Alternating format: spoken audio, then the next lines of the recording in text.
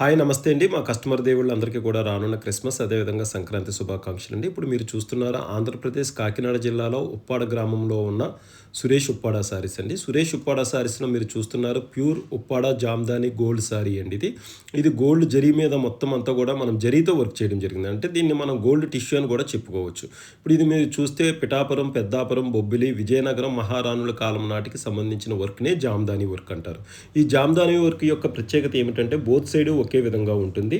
అదేవిధంగా ఇది ముగ్గురు చేనేత కార్మికులు కలిపి ఒక జామ్దాని పట్టు చీర మీద అయితే 45 రోజులు, ఈ విధంగా ఈ చీర చూసిన గోల్డ్ టిష్యూ మీద మీకు జామ్దాని వర్క్ చేయనందుకైతే 65 రోజులు పడుతుందండి.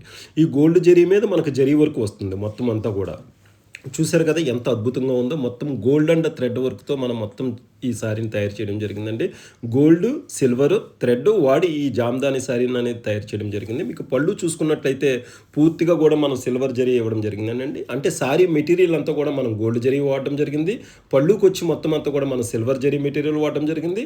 మొత్తం దీనికి డిజైన్కి సంబంధించి మొత్తం gold zari, silver zari, thread work చేనేతతో తయారు చేసిన కలయికతో ఈ అందమైన గోల్డెన్ జరీ జామ్దాని చీర అనేది మనం ఇక్కడ సురేష్ ఉప్పాడ సారీస్లో అందుబాటులో ఉంచడం జరిగిందండి.